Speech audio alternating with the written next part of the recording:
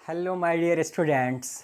आज हम लोग ज़्यादा डिस्कशन नहीं करने वाले हैं माय डियर। सीधे सीधे अपने क्वेश्चन की सीधे सीधे अपने टॉपिक की ओर बढ़ेंगे माय डियर, क्योंकि जो है समय हमारे पास कम है। 100 डेज में हमें क्रैश कोर्स ख़त्म करना है, 30 दिसंबर तक आपका सिलेबस ख़त्म करना है माय डियर। इसलिए हम लोग ज़्यादा बातें नहीं करेंगे, सीधे सीधे अपनी पढ़ाई की बातें करेंगे। बातें करने के लिए ना एक अलग से वीडियो बनाएंगे जिसमें जी भर के बातें करेंगे, ठीक है my dear.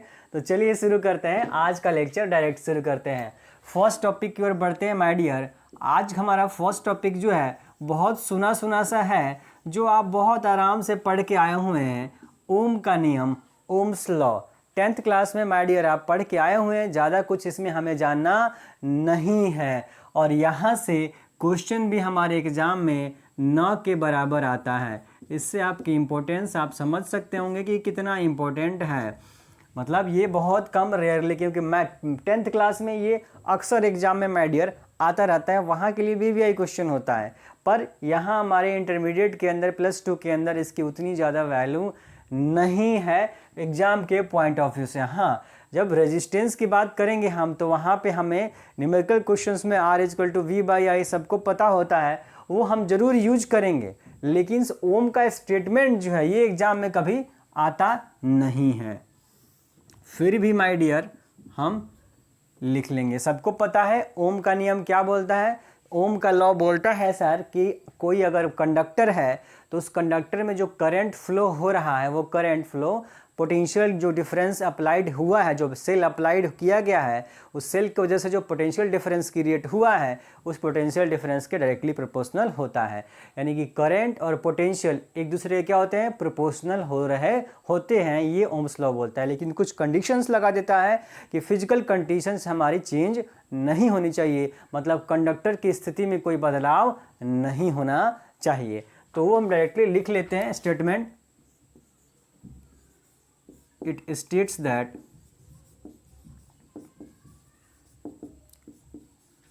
the current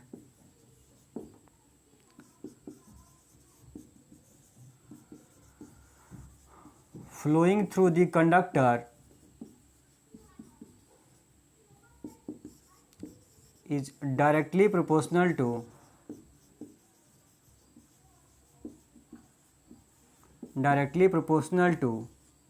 the potential difference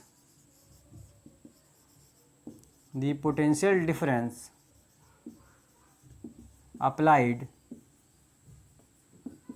across the end of conductor where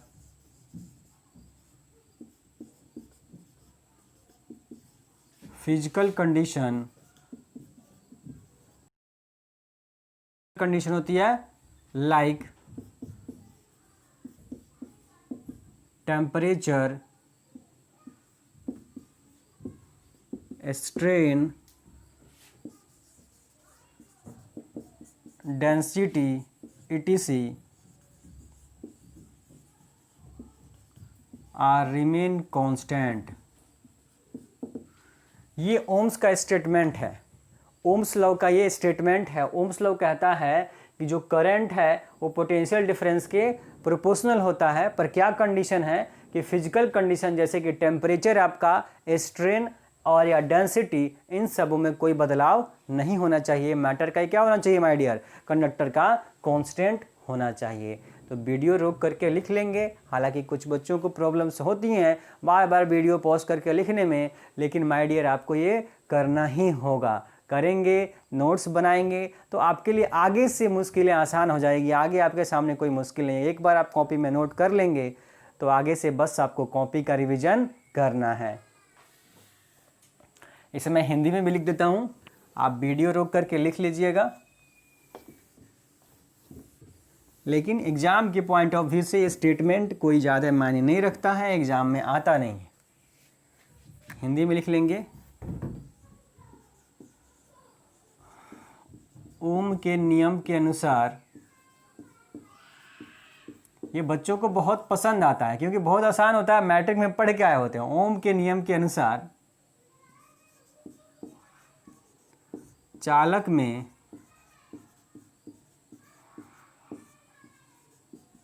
प्रवाहित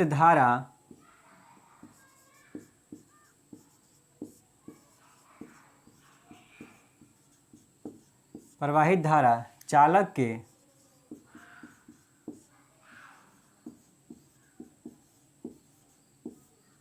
चालक के दोनों छोर के बीच लगाए गए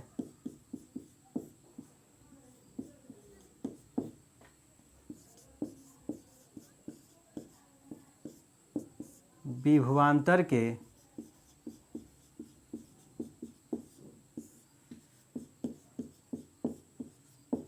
समानुपाती होता है।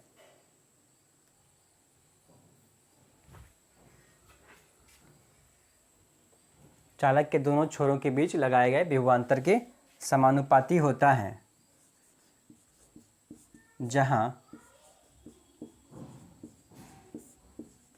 चालक का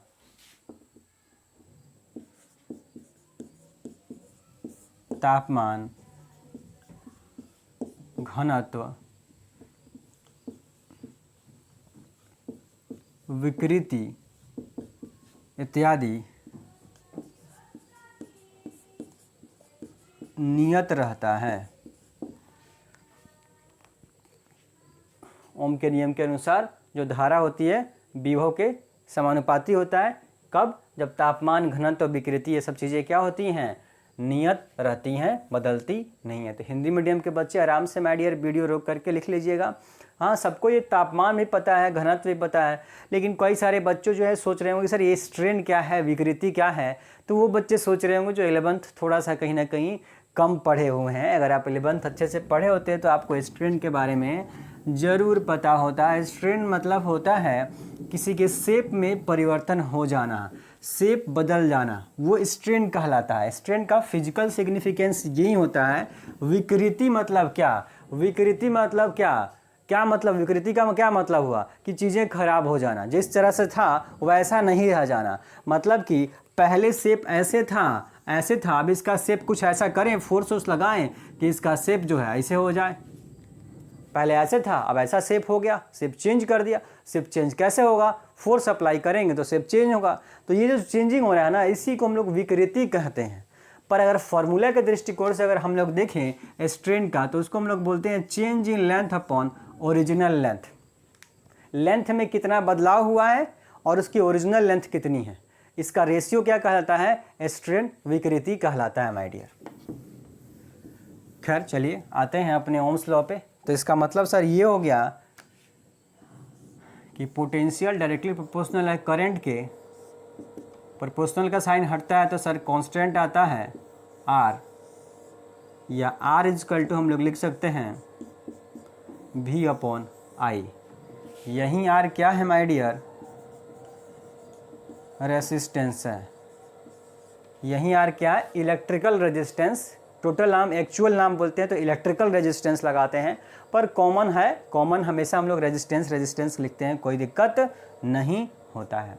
तो ये भी आप लिख लेंगे, इसके साथ में ग्राफ भी बना लेंगे। ये ग्राफ भी बना लेंगे। OA क्या रिप्रेजेंट कर रहा है आपका? OA रिप्रेजेंट कर रहा है ये V equal to IR represent कर रहा है। पर ध्यान देना है ये सब किसके लिए होता है माय डियर? किसी कंडक्टर के लिए, कंडक्टर के लिए होता है। ठीक है, इंसुलेटर और सेमीकंडक्टर के लिए कहानी थोड़ी सी अलग होती है, तो इसे आप नोट कर लेंगे माय डियर। आर क्या है? रेजिस्टेंस है। V पोटेंशियल डिफरेंस या वोल्टेज आप लोग बोलते हैं, और I क्या है? करंट होता है।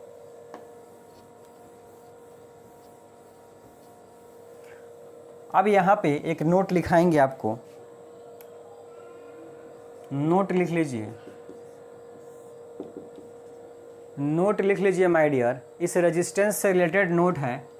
रेजिस्टेंस का SI यूनिट, SI यूनिट सबको पता है कि सर ओम होता है। ये रेजिस्टेंस से रिलेटेड सारे नोट हैं। इसका डायमेंशन, बीमा क्या होता है सर? बीमा भी इंपॉर्टेंट है। तो 1 2 3 2 ये इसका बीमा होता है। लास्ट के दोनों में माइनस लगा लीजिए। तो एग्जाम में क्वेश्चन अक्सर आता है रेजिस्टेंस का बीमा क्या होता है, रेजिस्टेंस प्रतिरोध का बीमा, प्रतिरोध का बीमा क्या होता है। अच्छा, इसमें भी बहुत बच्चे बोलेंगे सर हिंदी नहीं लिखे हैं, कोई बात नहीं माय डियर, लिख देते हैं प्रतिरोध। तो प्रतिरोध का जो बीमा होता है वो ml² T⁻⁻3 A⁻2 होता है। ये ध्यान रखेंगे, ए का मतलब क्या है, एम्पियर करंट की बात हो रही होती है। अब जो है सर यहाँ पे जो सर थर्ड नंबर आप नोट लिखाएंगे ना, ये थर्ड नंबर नोट बहुत ज़्यादा इम्पोर्टेंट है। Third number note most important बात आपके ऑब्जेक्टिव क्वेश्चंस के व्यूज़ के लिए, ये आपका थर्ड नंबर नोट बहुत इंपॉर्टेंट है। क्या इंपॉर्टेंट है सर इसमें हम आपको लिखा रहे हैं कि सर जो रेजिस्टेंस है वो ना वोल्टेज पे डिपेंड करता है ना ही करंट पे डिपेंड करता है। जो बच्चे लगातार वीडियो देख रहे हैं उनको एक बात कहीं दिक्कत नहीं होगी कि सर आप कैपेसिटी का फॉर्मूला पढ़ाए थे धारिता का C=Q/V, ये आपने कैपेसिटी का फार्मूला हमको पढ़ाया था। और C जो होता है कैपेसिटी होती है जो, वो ना चार्ज पे डिपेंड करती है ना पोटेंशियल पे डिपेंड करती है। इसी तरह से जो आपका रेजिस्टेंस है, जैसे ये एक कांस्टेंट था वैसे रेजिस्टेंस भी एक कांस्टेंट है। रेजिस्टेंस ना वोल्टेज ना पोटेंशियल पे डिपेंड करता है माय डियर, ना करंट पे डिपेंड करता है। ये किस पे डिपेंड करेगा, रेजिस्टेंस क्या है, रेजिस्टेंस का एक्चुअल मतलब मैंने आपको second level lecture current electricity के सेकेंड लेक्चर में मैंने बोला कि ज़बरदस्त कॉन्सेप्ट वाली थ्योरी वाली लेक्चर्स थी वो अगर आप देखेंगे तो उसमें आपको पता चलेगा कि रेजिस्टेंस का एक्चुअल मतलब क्या होता है। रेजिस्टेंस का मतलब वो रुकावट है। तो रुकावट जो होगी ना वो वोल्टेज और करंट बढ़ाने से नहीं बढ़ घट जाती माय डियर, वो उस कंडक्टर की अपनी प्रॉपर्टी होगी। तो उसकी प्रॉपर्टी में आप चेंज कैसे होगा, चेंज तब होगा जब उसके साइज शेप में आप बदलाव कर दें तो, या आप देखें अभी आपने कंडीशन देखा यहाँ पे ओम्स के लॉ में कि सर टेम्परेचर कांस्टेंट रहना चाहिए। अगर टेम्परेचर चेंज करेंगे माय डियर तो ओम्स लॉ फिर वैलिड नहीं होगा, वहाँ फेल कर जाएगा। क्यों? क्योंकि ये रेजिस्टेंस ओम्स के अकॉर्डिंग कांस्टेंट है, पर टेम्परेचर बढ़ाने पे रेजिस्टेंस बदल जाएगा माय डियर। तो ये किस पर डिपेंड कर रहा है, रेजिस्टेंस टेम्परेचर पे भी डिपेंड करता है माय डियर। शेप साइज पर डिपेंड करेगा, जैसे कैपेसिटी आपकी शेप साइज पर डिपेंड करती थी वैसे रेजिस्टेंस भी शेप साइज पर डिपेंड करता है माय डियर। लेकिन साथ साथ में ये किस पर डिपेंड करता है, टेम्परेचर पर भी डिपेंड करता है। तो यही बातें आप लिखेंगे, कभी आप ये गलती नहीं करेंगे कि सर रेजिस्टेंस वोल्टेज के डायरेक्टली प्रोपोर्शनल है, मतलब वोल्टेज बढ़ाएंगे तो सर रेजिस्टेंस बढ़ जाएगा। ना, ऐसा नहीं सोचिएगा, कभी गलती से भी नहीं बाबू, ऐसा मत सोचिएगा। क्या इस पर डिपेंड नहीं करता, ये इसकी कैरेक्टरिस्टिक्स है, ठीक है। ये एल्युमिनियम के लिए अलग होगा, मेटल जैसे चेंज करेंगे, मटेरियल चेंज करेंगे, रेजिस्टेंस बदल जाएगा। अगर एक लोहा ले लीजिए और एक एल्युमिनियम ले लीजिए माय डियर, दोनों को सेम 220 वोल्ट लगा दीजिए दोनों टर्म्स के बीच, इसमें भी 100 एम्पियर करंट, इसमें भी 100 एम्पियर करंट फ्लो करवाइए, और लेकिन आप देखेंगे कि रेजिस्टेंसेस अलग अलग है। करंट के फ्लो में इधर रुकावट कुछ और हो रही है, इधर रुकावट कहीं और हो रही है। मटेरियल ही चेंज कर दिया ना, स्ट्रक्चर ही बदल गया माय डियर, स्ट्रक्चर बदल गया, एटम्स के जो एटम का जो लोकेशन है वो लोकेशन चेंज हो गया, रेजिस्टेंस चेंज हो जाएगा। तो थर्ड नंबर मोस्ट इंपॉर्टेंट बात है, लिख लेंगे the resistance is does not depends upon, directly मैं केवल वोल्टेज लिख देता हूं, द वोल्टेज एंड करंट। तो वह इस पर डिपेंड नहीं करता है सर, तो फोर्थ नंबर में लिख लीजिए कि फिर किस पे डिपेंड करता है, it depends upon, fourth number important है, इट डिपेंड्स अपॉन, किस पे डिपेंड करता है माय डियर, ये it's depends upon temperature, it depends upon temperature, size and shape, comma,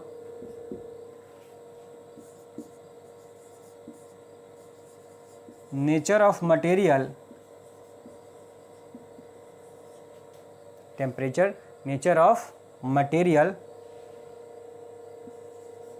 of the conductor. तो पहला और दूसरा नोट में कोई ज़्यादा दिक्कत होगा नहीं। थर्ड और फोर्थ की हिंदी रह गई है, हिंदी लिख देते हैं। इंग्लिश मीडियम वाले बच्चे पहले नोट कर लें।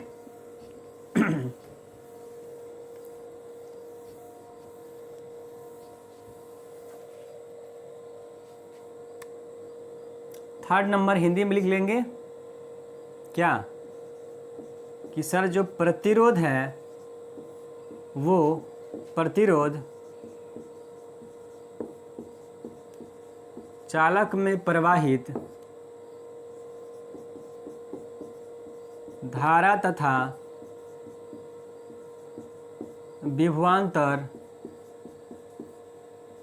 दोनों में से, या दोनों पर लिख लिए, दोनों पर निर्भर नहीं करता है। तो बोला सर किस पर निर्भर करता है, तो लिख लीजिए प्रतिरोध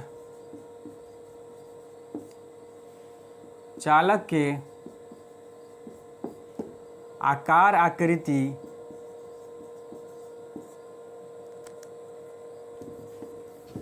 चालक के आकार आकृति कॉमा तापमान तथा पदार्थ की प्रकृति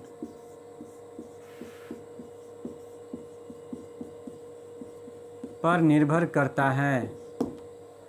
ये मोस्ट इम्पॉर्टेंट बात है, यहीं से एग्जाम में क्वेश्चन आता है ऑब्जेक्टिव कि चालक के आकार आकृति। आकार का मतलब आप समझिएगा, सिंपली अगर मैं बोलूं आकार का मतलब तो क्षेत्रफल और लंबाई से है। आकार का मतलब किससे है, क्षेत्रफल से और लंबाई से। मतलब किसी चालक का माय डियर अगर आप लेंथ बदलते हैं, लंबाई बदलते हैं, या उसका एक क्रॉस सेक्शनल एरिया बदल देते हैं, क्षेत्रफल बदलते हैं, अनुप्रस्थ काट का क्षेत्रफल बदलते हैं, तो दोनों ही स्थितियों में क्या हो जाएगा, प्रतिरोध जो होगा माय डियर चालक का वो बदल जाता है। इस बात का आप ध्यान रखेंगे। ठीक, तापमान पे निर्भर करेगा और पदार्थ की प्रकृति। ये पदार्थ की प्रकृति बहुत बच्चे नहीं समझ पाते हैं कि नेचर ऑफ मटेरियल का क्या मतलब है। अभी मैंने समझाया, नेचर ऑफ मटेरियल का मतलब है कि एल्युमिनियम के लिए अलग होगा, कॉपर के लिए आपका अलग होगा, जिंक के लिए अलग होगा, टीन के लिए अलग होगा, लोहा के लिए अलग होगा, सोना के लिए अलग होगा, चांदी के लिए अलग होगा। ये अलग अलग जितने कंडक्टर्स हैं सबके लिए अलग अलग रेजिस्टेंस होता है। तो ये हो गया प्रकृति, उसकी प्रकृति कैसी है, मतलब अलग अलग कंडक्टर्स। ठीक है, चलिए हिंदी में लिख लेंगे। इस नोट को लिखने के बाद, इस नोट को लिखने के बाद अब ओम्स लॉ का डिडक्शन कर लेते हैं। डिडक्शन बोला सर किसका, ओम्स लॉ का। ये आपके एग्जाम में पूछा नहीं जाएगा कभी माय डियर, मैं बता रहा हूँ। ये जो टॉपिक लिखा रहा हूँ डिडक्शन ऑफ ओम्स लॉ, ये आपके एग्जाम में नहीं आएगा। तो बोला सर आप जो है क्रैश कोर्स करवा रहे हैं और क्रैश कोर्स में बहुत सारे ऐसे टॉपिक में आप बोल रहे हैं सर एग्जाम में नहीं आएगा, तो ऐसा पढ़ाइए ही नहीं फिर। बोला नहीं नहीं, सुनो मेरी बात, अगर इसे नहीं पढ़ाऊंगा ना भले एग्जाम, लेकिन यहाँ से कुछ ऐसा कॉन्सेप्ट निकल के आएगा जो हमारे लिए काम कर होगा, आगे जरूरत पड़ेगा। फिर उस वहाँ पे जब पढ़ोगे तो समझ में नहीं आएगा क्या हो रहा है माय डियर। इसीलिए इन चीज़ों को देख के चलना पड़ेगा हमें। Deduction of Ohm's law, Ohm's के लॉ का जो प्रूफ करने का मैट्रिक में जो रूल था आपका वो कुछ और तरीका था, ये कुछ अलग तरीके से हम लोग माय डियर क्या कर लेंगे, ओम के नियम को प्रूफ करना है, एक तरह से निकालना है डायरेक्ट बिना किसी लैंग्वेज के। मैं बोला एग्जाम में आता नहीं है, पर यहाँ से कुछ वैल्यू हम निकाल के लाना चाहते हैं, सिर्फ आपको दिखाना चाहते हैं कि जो अभी नोट आपने लिखा थर्ड फोर्थ, उसके एक्चुअल में फॉर्मूला के रूप में मैं उसको रिप्रेजेंट करना चाहता हूँ, इसलिए मैं ये डिडक्शन आपको करवा रहा हूँ। लिख लेंगे डायरेक्ट सर कि वी नो दैट, हम जानते हैं कि, क्या जानते हैं सर, कि जो आई होता है I इजकल टू NEA/VD। मैं आपको लास्ट लेक्चर में रिलेशन लिखा चुका हूं sir, I equal to NEA/VD होता है। करेंट और ड्रिफ्ट वेलोसिटी के बीच में ये रिलेशन होता है I equal to NEA/VD। I equal to क्या होता है, NEA/VD होता है। ठीक है, अब बोला सर दूसरा क्या है, दूसरा सर है कि ड्रिफ्ट वेलोसिटी। हमें देखिए करना क्या है, हमें ओम्स लॉ निकालने के लिए करंट और वोल्टेज लाना पड़ेगा। भाई करंट और वोल्टेज लेके आएंगे तभी ओम्स लॉ हम प्रूव कर पाएंगे। बोला सर ये रहा करंट, पर इसमें कहीं वोल्टेज नहीं दिख रहा था। बोला वोल्टेज लेके आइए। तो सर हम क्या जानते हैं, ड्रिफ्ट वेलोसिटी का फार्मूला जानते हैं हम लोग कि ई टाउ बाई एम होता है। सर क्या होता है, ड्रिफ्ट वेलोसिटी का formula E tau by M होता है, हम ये भी जानते हैं। बोला ठीक है जानते हैं, तो अगर इलेक्ट्रिक ये ड्रिफ्ट वेलोसिटी का फार्मूला यहाँ उठाकर रख भी देंगे तो भी सर हमें पोटेंशियल डिफरेंस नहीं दिख रहा है, वोल्टेज तो नहीं दिख रहा है, करंट दिख रहा है। बोला हाँ अभी भी नहीं दिख रहा है, तो कुछ और कीजिए। इसका मतलब क्या करेंगे, तो अब हम सर जानते हैं कि इलेक्ट्रिक फील्ड का एक रिलेशन जानते हैं कि electric field is equal to potential difference upon length, E is equal to V by L.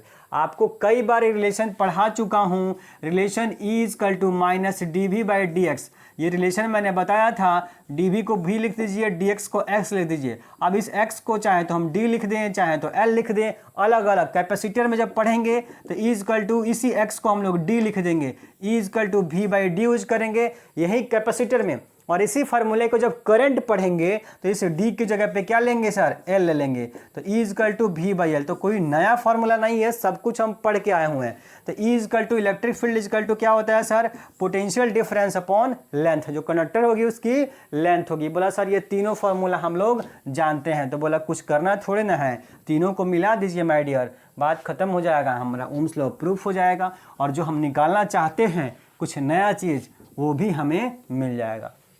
बोला क्या करना है, तीनों को मिला दीजिए sir, from equation first second and third. क्या करना है, I is equal to N E A V D, drift velocity N E A V D, लेकिन वी डी का फार्मूला सर क्या है, ई टाउ बाई एम, ठीक है, N E A V D, और वी डी की जगह पे वी डी का वैल्यू रख दिया। बोला ठीक है थोड़ा एक स्टेप और बढ़ाइए, एन ई ए, ये देखिएंगे एन ई ए लिख दिया, फिर ई, ये ई वैसे रहा। अब जो सर इलेक्ट्रिक फील्ड वाला ई है ना, इलेक्ट्रिक फील्ड, उसकी जगह पे हम पोटेंशियल अपॉन लेंथ लिख सकते हैं। बोला हाँ लिख सकते हैं। इसका मतलब ई की जगह पे हम लिखेंगे वी टाउ ऐसे रह गया, एम वैसे रह गया, और देखिए ई की जगह वी बाई एल ना लिखना था, तो वी लिखे थे एल छोड़ दिए थे, क्योंकि बाद में नीचे लिख देते, लिख दिया है। ठीक है माय डियर। बोला ठीक है सर।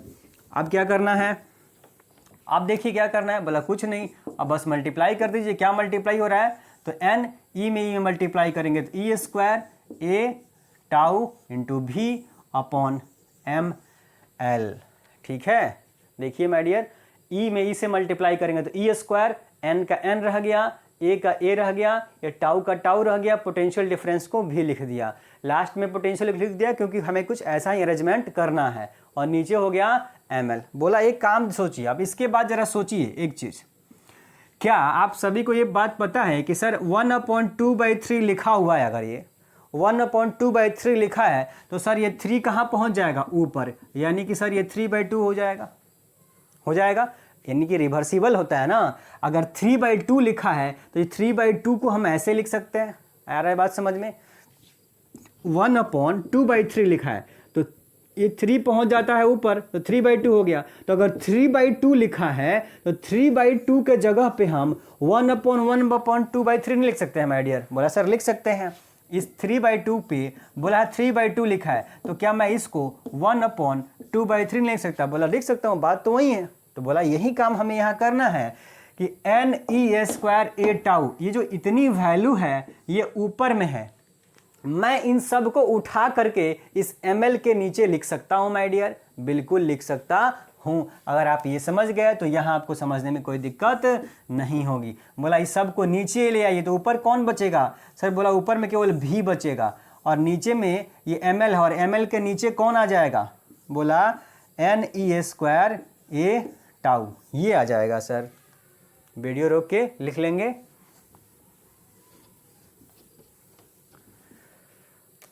बोला यही जो टर्म है ml upon N E square tau, ये सब का सब क्या है? एक कांस्टेंट है। सब का सब क्या है सर? ये N E square A tau, ये सब का सब क्या है, कांस्टेंट है। इलेक्ट्रॉन का मास, कंडक्टर की लेंथ, कितना इलेक्ट्रॉन यूनिट वॉल्यूम में है, चार्ज इलेक्ट्रॉन पे, जो कंडक्टर आप लिए हैं उसका एरिया, रिलैक्सेशन टाइम, ये सब का सब क्या है, कांस्टेंट है।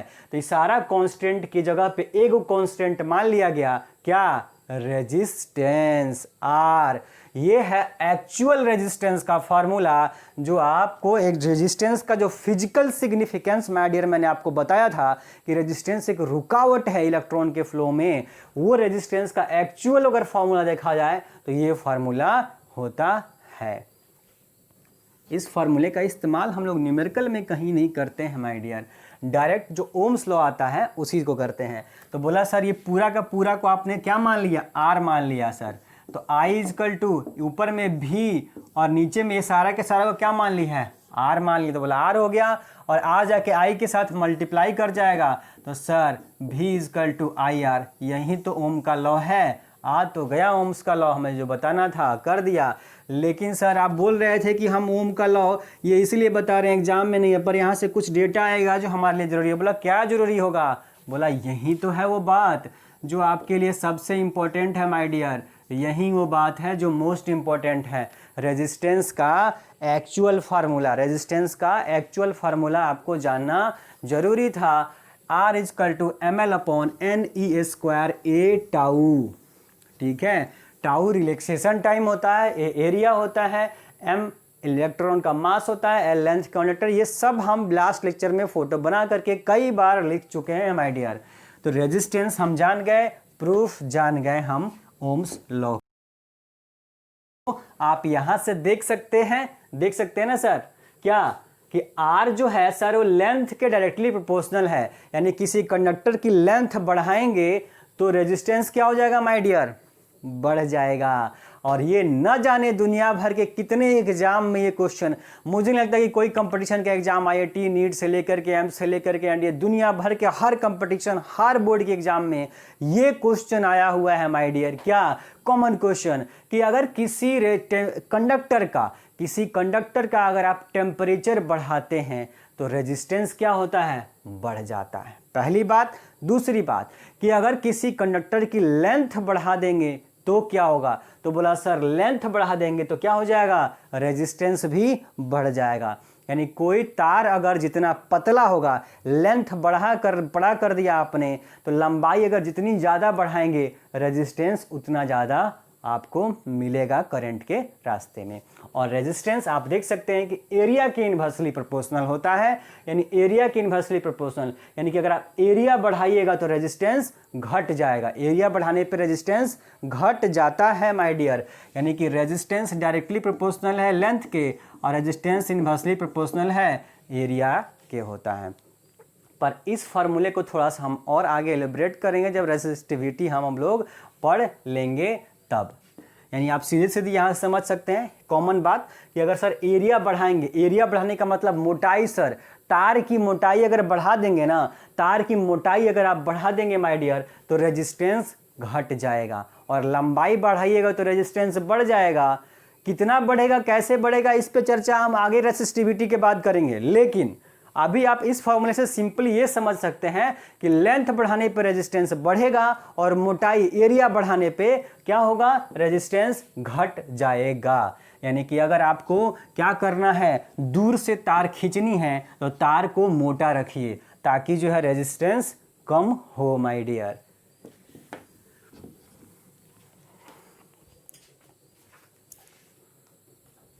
ठीक है, अब जो है नेक्स्ट टॉपिक पढ़ लेते हैं, फटाफट कंप्लीट करते हैं। नेक्स्ट टॉपिक बनाइए, स्पेसिफिक रेसिस्टेंस या रेसिस्टिविटी, विशिष्ट प्रतिरोध या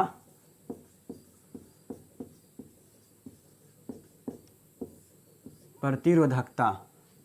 काफ़ी इंपॉर्टेंट टॉपिक है, यहाँ से ऑब्जेक्टिव क्वेश्चंस के लिए और न्यूमेरिकल के पॉइंट ऑफ व्यू से भी यहाँ से जो रिजल्ट आएगा, रेजिस्टेंस के 3 फार्मूले निकलेंगे। देखिए रेजिस्टेंस का आप सिंपल एक फार्मूला अभी तक जानते थे माय डियर, एक फार्मूला आप सिंपल जानते थे कि sir resistance is equal to voltage upon current, simply ये होता है। लेकिन इसके अलावा भी आप 2 फार्मूले आज आप सीखेंगे। एक फार्मूला अभी आपने देख लिया, ml अपॉन NE² ए टाउ, रेजिस्टेंस का ये फार्मूला भी होता है, और R इक्वल टू V/I ये भी होता है, आपने ये देख लिया माय डियर। अब जो है रेजिस्टेंस का एक तीसरा फार्मूला है, उस पर हम लोग आते हैं अभी, ठीक है। तो आप ये लिख लेंगे, हेडिंग बना लेंगे, इसका डेफिनेशन लिख लीजिए एक लाइन।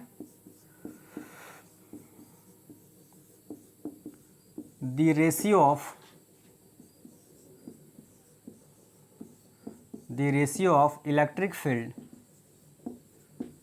and इंक खत्म हो रहा है, रुक जाइए, current density, the ratio of electric field and current density is called resistivity। 1 minute आप लिखिए, मैं इंक इसमें भर लूँ।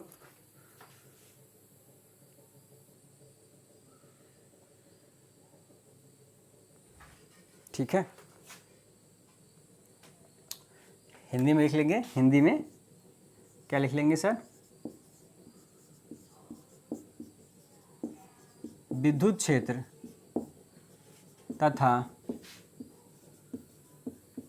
धारा घनत्व के अनुपात को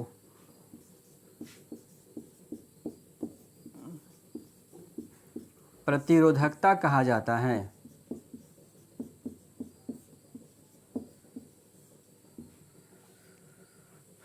नोट कर लेंगे, ठीक है।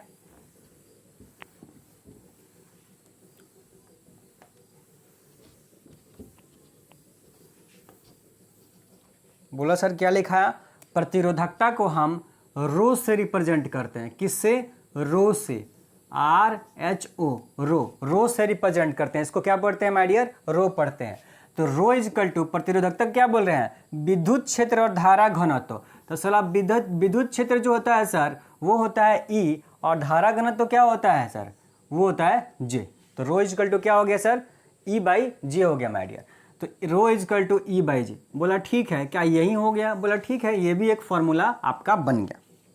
अगर ऑब्जेक्टिव क्वेश्चन आता है, मान लीजिए कि प्रतिरोधकता का फॉर्मूला क्या है, तो आपके सामने ऑब्जेक्टिव में E/J भी लिखा हुआ मिल सकता है माय डियर। पर इसके आगे हम लोग चलते हैं, थोड़ा E और J को रिप्लेस करते हैं। E और J को रिप्लेस करेंगे। क्या रिप्लेस करेंगे सर? क्या रिप्लेस करेंगे? तो बोला हम जानते हैं, क्या जानते हैं सर? कि E इज इक्वल टू, अभी जस्ट लिखा था कि V/L होता है। E इज इक्वल टू क्या होता है? V/L। And J, current density is equal to क्या होता है सर? बोला I/A होता है। पढ़ चुके हैं। E is equal to V/L and current density J is equal to I/A। बोला कोई दिक्कत नहीं है, दोनों उठा करके इसके जगह पर रख दीजिए। बोला रख देते हैं सर। तो rho is equal to my dear क्या हो गया? E के जगह पे आप रखिए V/L एंड J के जगह पे क्या रखेंगे? I/A। बोला ठीक है, इसको सजा दीजिए। सजाएंगे तो क्या मिलेगा? सजा दीजिए इसको, तो A कहाँ पहुँच जाएगा? ऊपर, और ये L नीचे। तो V/I इंटू A/L ये मिल गया। देखिए ध्यान से, चौथे नंबर पे था A सबसे नीचे था, A कहाँ चला जाएगा? ऊपर, यानी V के साथ A चला गया, और L और I नीचे रह गया माय डियर। बिल्कुल। अब बोला ये क्या होता है? ये क्या होगा? V/I क्या होगा सर? बोला यही तो रेजिस्टेंस अभी आपने पढ़ा। तो रो इज इक्वल टू, इसके जगह पे हम क्या लिख सकते हैं? R और इंटू A/L। ये रहा प्रतिरोधकता का। इसको लेकर के हम चलेंगे। इससे हमने प्रतिरोधकता को डिफाइन किया था, और डिफाइन करके प्रतिरोधकता के न्यूमेरिकल क्वेश्चंस करने के लिए जो हम फार्मूला ड्राइव किए हैं वो ये रहा, रो इज इक्वल टू RA/L। प्रतिरोधकता माय डियर कैरेक्टरिस्टिक्स होता है, वो चेंज नहीं होता है। रेसिस्टिविटी वहीं रहेगी, रेसिस्टेंस भले बदल जाता है। लेकिन आम बोलचाल की भाषा में जैसे चार्ज को इलेक्ट्रॉन को चार्ज हम बोल के चलते चलते चले आए हैं अभी तक और करते हैं, उसी तरह से रेसिस्टिविटी भी जहीं आती है तो हम रेजिस्टेंस को रेसिस्टिविटी लोग मान लेता है, पर ये भी रेजिस्टिविटी भी रेजिस्टेंस ही है। पर यहाँ पे आप देखेंगे कंडीशन, पहले आप ये नोट कर लीजिए फिर मैं आगे बढ़ता हूँ। बोला सर अभी आप बोल रहे हैं कि रेजिस्टेंस और रेसिस्टिविटी वही है, मतलब क्या है कि अगर आप देखिए कि सर एरिया की जगह आप एक हो जाए, if area is equal to 1 metre square and length is equal to 1 metre. अगर किसी कंडक्टर है, अगर सर ये कोई कंडक्टर है और कंडक्टर की जो लेंथ है वो 1 मीटर हो और ये जो एरिया है सर वो 1 मीटर स्क्वायर हो, अगर ऐसा हो जाए तो जो इसमें रेजिस्टेंस होगा, जो इसका रेजिस्टेंस होगा, ये भी एक हो जाए ये भी एक, तो 1/1 लिखने की जरूरत है ही नहीं। इसका मतलब आर किसके बराबर हो जाएगा, रो के, यानी रो इज इक्वल टू आर। तो यहाँ से भी डिफाइन हम कर सकते हैं रेसिस्टिविटी को कि किसी कंडक्टर के यूनिट लेंथ और यूनिट क्रॉस सेक्शन एरिया में जो रेजिस्टेंस होता है उसको रेसिस्टिविटी कहा जाता है। किसी चालक के एकांक लंबाई और एकांक अनुप्रस्थ काट के क्षेत्रफल में जो प्रतिरोध उत्पन्न होता है उसी प्रतिरोध को तो यहां से भी प्रतिरोधकता का डेफिनेशन दिया जा सकता है। अब ये आप लिख लेंगे, ये भी लिख लेंगे, कोई दिक्कत नहीं है।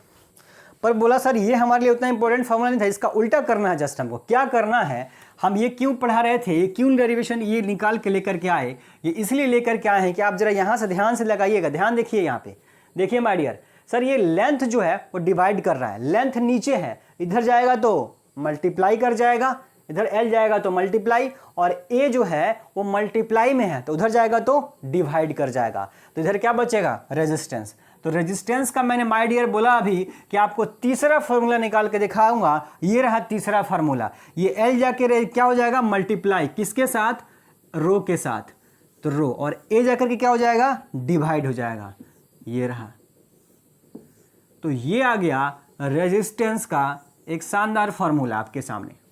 Resistance R is equal to rho L by A my dear, resistance R is equal to क्या आ गया, रो एल बाई ए। यहां से भी आप देख सकते हैं कि रेजिस्टेंस लेंथ के डायरेक्टली प्रोपोर्शनल होता है और एरिया के इनवर्सली प्रोपोर्शनल, यानी लंबाई बढ़ाइएगा तो रेजिस्टेंस बढ़ जाएगा और क्षेत्रफल बढ़ाइएगा, एरिया बढ़ाइएगा तो रेजिस्टेंस घट जाता है किसी कंडक्टर के लिए। बार बार इस शब्द बोल रहा हूं, कंडक्टर कंडक्टर कंडक्टर। अगर इंसुलेटर और सेमीकंडक्टर होगा तो कहानी उल्टी हो जाएगी माय डियर, इस बात का आप ध्यान रखेंगे। चलिए लिख लीजिए, फटाफट लिख लीजिए रेसिस्टेंस, ठीक है। ये फॉर्मूला, अगर सर रेसिस्टिविटी नहीं बदलेगा तो यहां पे क्वेश्चन आता है कि सर किसी, इसको क्या कर सकते हैं हम, इसको R1 is equal to row L1/A1 लिख सकते हैं और R2 is equal to row L2/A2 लिख सकते हैं। रेसिस्टिविटी वो कोई कंडक्टर का होगा, कंडक्टर हमें नहीं बदलना है। मान लीजिए हमारा ये एल्युमिनियम है, ये एल्युमिनियम का था 10 मीटर का था, अब इसको खींच करके हम 20 मीटर कर दिए, तो है तो एल्युमिनियम, लोहा नहीं ना बन गया माय डियर। बोला नहीं बनेगा सर, तो बोला अगर ये एल्युमिनियम है, इसकी लेंथ में अगर आप खींच करके परिवर्तन करते हैं तो किस क्या परिवर्तन करेंगे तो रेजिस्टेंस पे क्या इफेक्ट पड़ेगा, उसके लिए हम इस फार्मूले का इस्तेमाल कर सकते हैं। R1 यहाँ R, यहाँ 1 लगा देंगे, लेंथ 1, भाई किसी को खींचिएगा तो लेंथ और एरिया दोनों में बदलाव हो जाएगा। आप किसी भी चालक को, किसी भी तार को खींचिए तो खींचने से क्या होगा, उसकी लेंथ बढ़ जाएगी पर वो पतला हो जाएगा, यानी एरिया क्या हो जाएगा, घट जाएगा। ध्यान रखिए, कहाँ से क्वेश्चन आता है माय डियर। अगर आपने तार को खींच के लंबा कर दिया तो क्या हो रहा है, आप लंबाई कर रहे हैं, लंबाई बढ़ रहा है, पर कहीं और से मटेरियल थोड़ा ना आ रहा है, मटेरियल तो सर वही है। तो यही मटेरियल जो डायमीटर में था वो लेंथ में चेंज हो रहा है, तो डायमीटर क्या हो जाएगा, रिड्यूस हो जाएगा, एरिया क्या हो जाएगा, कम हो जाएगा। तो वैसे केस में रेजिस्टेंस क्या होगा, इन दोनों को डिवाइड करवा देंगे जब आप R1/R2, तो R1/R2 में डिवाइड करेंगे तो रो से रो कैंसिल हो जाएगा माय डियर, रो से रो कैंसिल हो जाएगा, L1/A1 L2/A2, तो सर A2 ऊपर चला जाएगा, तो हमारा मिल जाएगा फॉर्मूला L1/L2 इंटू A1/A2। इस फार्मूले का इस्तेमाल आप न्यूमेरिकल सोल्व करने के लिए कर सकते हैं, लिख लेंगे।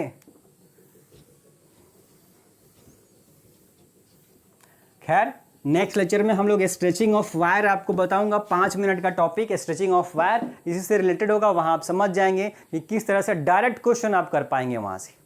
ठीक है,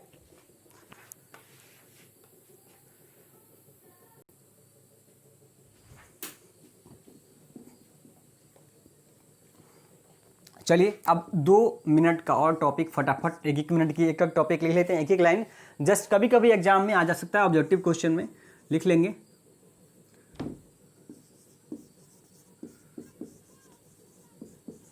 कंडक्टेंस, कंडक्टेंस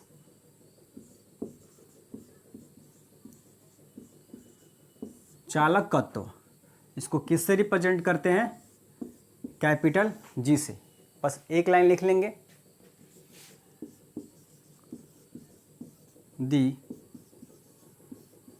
दी रेसिप्रोकल, दी रेसिप्रोकल कह लीजिए, इनवर्स कह लीजिए, बात सेम ही है। उल्टा रेसिप्रोकल या इनवर्स का मतलब क्या होता है? उल्टा। देखिए कंडक्टेंस है तो रेजिस्टेंस का उल्टा conductance, the reciprocal of resistance. Resistance रोकता है और कंडक्टेंस इलेक्ट्रॉन को जाने देता है। The reciprocal of resistance is called conductance. इसका मतलब आप समझ गए होंगे भाई, रेजिस्टेंस का उल्टा मतलब रेजिस्टेंस रोकता है तो कंडक्टेंस जाने देगा, इलेक्ट्रॉन को पास होने देगा। भाई कंडक्टर में इलेक्ट्रॉन फ्लो हो रहा है ना, भले रुकावट तो हो रही है पर रुकावट के बावजूद करंट थोड़ा नहीं, नहीं फ्लो हो रहा है, फ्लो तो हो रहा है। तो इस प्रॉपर्टी की वजह से फ्लो हो रहा है, कंडक्टेंस की वजह से। हिंदी में लिख लेंगे,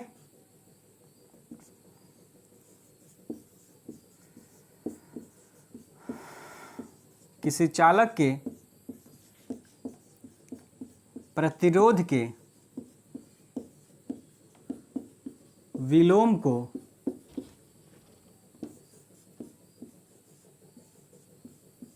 चालकत्व कहा जाता है। चालकत्व कहा जाता है। तो बोला क्या है फॉर्मूला? जी, जाहिर से बात है रेसिप्रोकल को, यानी जी इजकल टू 1/r। फॉर्मूला हो गया जी इजकल टू 1/r। ठीक है my dear, G equal to 1/r। तो बोला यहाँ से एक क्वेश्चन है जो अक्सर एग्जाम में पूछता है, वो क्या है सर? इस कंडक्टेंस का एसआई यूनिट क्या होता है? बहुत बार ऑब्जेक्टिव क्वेश्चन में पूछा गया है ये क्वेश्चन कि कंडक्टेंस का एसआई यूनिट क्या होता है। तो बहुत बच्चे यहाँ से यही करेंगे और गलत नहीं है, वो बिल्कुल सही है। क्या सर? रेजिस्टेंस का उल्टा। तो हम जानते हैं भाई रेजिस्टेंस का यूनिट क्या होता है सर? ओम होता है, ओम। तो उल्टा है तो ऊपर जाएगा तो इनवर्स लगा देंगे, तो ओम इनवर्स, इसका यूनिट क्या बन गया? ओम इनवर्स बन गया। पर ये कोई गलत नहीं है, आप सही हैं, ओम इनवर्स आप लिख सकते हैं। पर ऐसे अगर देखा जाए तो इसको हम लोग एसआई यूनिट इसका क्या मानेंगे? एसआई यूनिट लिख लेंगे इसका। एसआई यूनिट क्या होता है? मो होता है, मो। यहाँ पे बहुत देखेंगे कैसे उल्टा, OHM तो बोला सर MHO, MHO कर देंगे तो बोला उल्टा। बस यहीं पे लागू होगा, कभी गलती से दिमाग में मत बैठा लीजिएगा कि सर अदर के लिए हम ऐसा कर देंगे। नहीं नहीं माय डियर, गलती से भी नहीं सोचिएगा, ये सिर्फ और सिर्फ इसके लिए लागू है। ओम इनवर्स को क्या बोला गया? मो बोलते हैं, मो। तो ऐसा ही मात्रक क्या होता है चालकत्व का? मो होता है। बोला सर ये पुराना है, अगर नया पूछ दे तो इसका एक और नाम है, मो का एक और नाम है, लिख दीजिए साइमन। क्या नाम है? साइमन नाम है, साइमन। क्या नाम है? साइमन। तो कई बार एग्जाम ऑब्जेक्टिव होगा, उसमें आपसे पूछ सकता है कि भाई चालकत्व का एसआई मात्रक क्या है? तो नॉर्मली तो मो लिखा जाता है, पर अगर नहीं लिखे मो तो क्या लिखा होगा? साइमन जरूर लिखा होगा माय डियर। क्या? साइमन जरूर लिखा होगा। बोला बीमा क्या होगा इसका सर? बीमा, अगर बीमा की बात करें तो बोला रेजिस्टेंस का सर उल्टा है, और उल्टा करने का मतलब जस्ट साइन चेंज कर देना होता है, यानी कि रेजिस्टेंस के डायमेंशन में जो प्लस था वो माइनस हो जाएगा और जो माइनस था वो प्लस हो जाएगा। तो आप ये कर सकते हैं क्योंकि थोड़ी देर पहले आपको रेजिस्टेंस का डायमेंशन लिखाया रखा है माय डियर। तो ये हो गया कंडक्टेंस। अब एक लास्ट टॉपिक आज के लिए पढ़ लेते हैं फटाफट से। नेक्स्ट टॉपिक डाल लीजिए छोटा सा,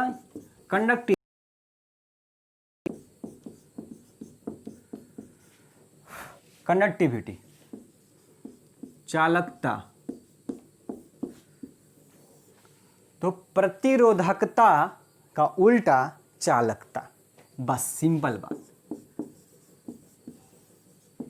the reciprocal of resistivity is called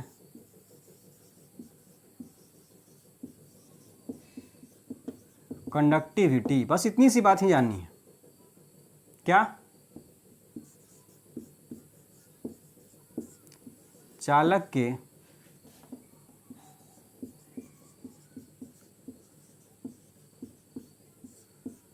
प्रतिरोधकता के विलोम को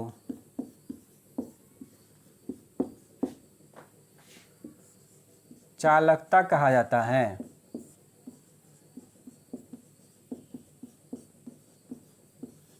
चालकता कहा जाता है। एक लाइन का डेफिनेशन, मैंने बोला एक एक लाइन का टॉपिक है, बात खत्म हो जाएगी। बोला सर क्या है भाई? भाई ये इसको किससे रिप्रेजेंट करेंगे माय डियर? इसको हम लोग सिग्मा से रिप्रेजेंट करते हैं। चालकता को किससे रिप्रेजेंट करते हैं? सिग्मा से। ये है सिग्मा। तो सिग्मा इजकल टू क्या बोल रहा है सर? प्रतिरोधकता का उल्टा। तो बोला सर प्रतिरोधकता को किससे रिप्रेजेंट किए थे? बोला रो से रिप्रेजेंट किए थे माय डियर। इसका मतलब 1/रो क्या कहलाएगा? चालकता, कंडक्टिविटी कहलाए। लिख लीजिएगा फटाफट। ये फार्मूला हमारे लिए काम आएगा आगे रिलेशंस निकालने में। कंडक्टिविटी का फार्मूला सिग्मा इजकल टू 1/रो होता है। तो आज की क्लास के लिए हम लोग इतना ही पढ़ेंगे माय डियर। नेक्स्ट लेक्चर में हम लोग थोड़े 2-4 और रिलेशंस की चर्चा करेंगे और थोड़ा सा रिलेशन पढ़ेंगे और फिर धीरे धीरे आगे बढ़ती है सीरीज पैरेलल कॉम्बिनेशन रेजिस्टेंस के, Kirchhoff's law, heat stone bridge, potentiometer पढ़ने के साथ हमारे चैप्टर 10 लेक्चर में ख़त्म हो जाएगा। वीडियो पसंद आया होगा, आपको सब कुछ समझ में आ गया होगा माय डियर। आपको करना हर बार की तरह वही रहता है, आप वीडियो देखने के बाद वीडियो शेयर करना मत भूलिए माय डियर। बहुत बच्चे हैं जो ऐसा नहीं कर रहे हैं। वीडियो शेयर कीजिए माय डियर। मैं बार बार बोल रहा हूँ, वीडियो ज़रूर शेयर कीजिए।